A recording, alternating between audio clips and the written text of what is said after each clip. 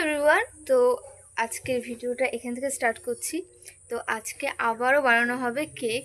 তো কেক বানানোর ফুল রেসিপিটা আমি আপনাদের সাথে শেয়ার করব। তো চলুন দেখতে থাকুন। তো আগের দিনে আমি বিস্কুট দিয়ে বানিয়েছিলাম কেক, তো সেটাতে কোনো মাপামাপির বিষয় ছিল না।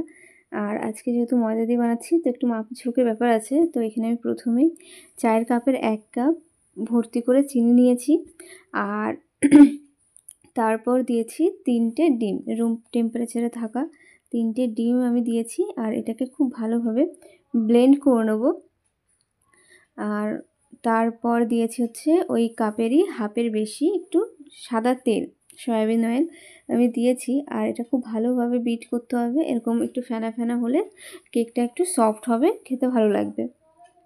তো খুব ভালোভাবে এখানে ব্লেন্ড করে নেওয়ার পর সেটা আমি একটা বাটিতে ঢেলে নিচ্ছি। আর এরপর এর সাথে অ্যাড করব হচ্ছে ময়দা। আমি ওই কাপেরই 2 কাপ ময়দা অ্যাড করেছি, চেলে নিয়েছি ময়দাটাকে। তো তারপরে ভালোভাবে মিশিয়ে নিয়েছি।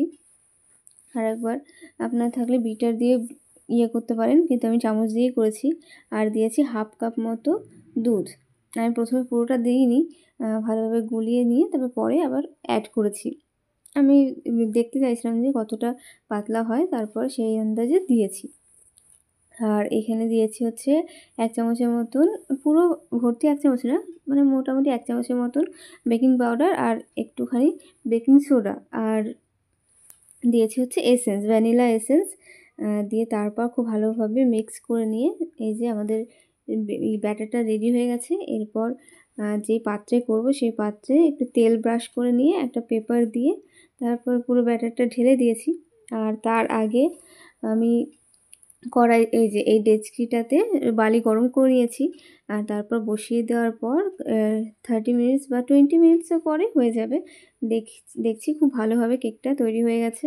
আর এই যে গরম গরম কেটেও না হচ্ছে, আর আপনারা দেখতেই পাচ্ছেন কি দারুণ হয়েছে কেকটা। আর দেখতেও যেমন হয়েছে, খেতেও ঠিক তেমনই সুস্বাদু হয়েছে আর ভীষণ সফট হয়েছে। আর আপনারা জানেনই আমার বাবা আজ 2 মাস ধরে তামিলে আছে।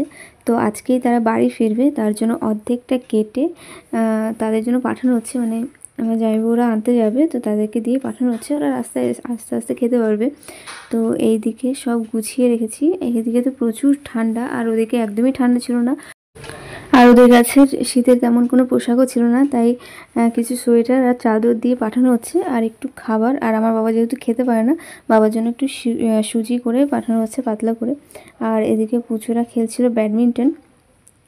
তো তারপর সব রেডি হয়ে যাওয়ার পর এদিকে গাড়ি ছেড়ে দিল ওদের। আস্তে আস্তে অনেক রাত হয়ে যাবে, প্রায় 12টা বেজে যাবে। বাঁকুড়া থেকে আনতে যাবে, এখান থেকে প্রায় 3 ঘন্টার রাস্তা। তো ওদের আস্তে আস্তে 12টা বেজেই যাবে। তো তারপর বাড়ি এসে পুচু কেকটা খেয়ে ওকে রিভিউ দিতে বললাম। তো পাশে যেহেতু অনেক কথা হচ্ছিলো, তাই ও আর ভয়েস দেয়নি, ওর রিয়াকশানে বুঝিয়ে দিল যে কেকটা দারুণ হয়েছিল খেতে। আর তারপর ওর মা রাতেরবেলায় জানায় যে আগামীকাল ওর টিচার এক্সাম নেবে, টিউশন টিচার। তো তখন রাত 10:30 বাজে ও পড়তে বসেছে। তার আগে পড়তে বসছিল না, তার আগে টিভি দেখছিল। যেহেতু এক্সাম আছে তো টেনশনে আবার পড়তে বসলো। তো হ্যালো গাইস, তো আজকে আমার মা আমার ইংলিশ স্যারের সাথে মিটিং করছিল। হঠাৎ খাওয়ার সময় জানা গেছে যে আমার কাল পরীক্ষা 8টার সময়। তারপরে ইংলিশ, সেটা আমার একদম ভালো লাগে না। তাই এখন 10:30 বাজে আর ওর এখন পড়াশোনা করছে না। এত এত খাটে পড়াশোনা করে। দেখুন এই যে আমাকে ইংলিশ পড়তে হচ্ছে। তো ওর রুটিন হচ্ছে সন্ধ্যা থেকে দোকানে একটু হই হুল্লোড় করবে, তারপর টিভি দেখবে, তারপর আরামসে খাবে, সিরিয়াল দেখবে, দিয়ে তারপর মনে পড়বে যে আমার এই পড়াটা হয় নাই, ওই পড়াটা হয় নাই, দিয়ে তারপর পড়াশোনা করতে বসবে। একদম না। আর তারপর রাত 12টার সময় ওরা বাড়ি ফিরলো।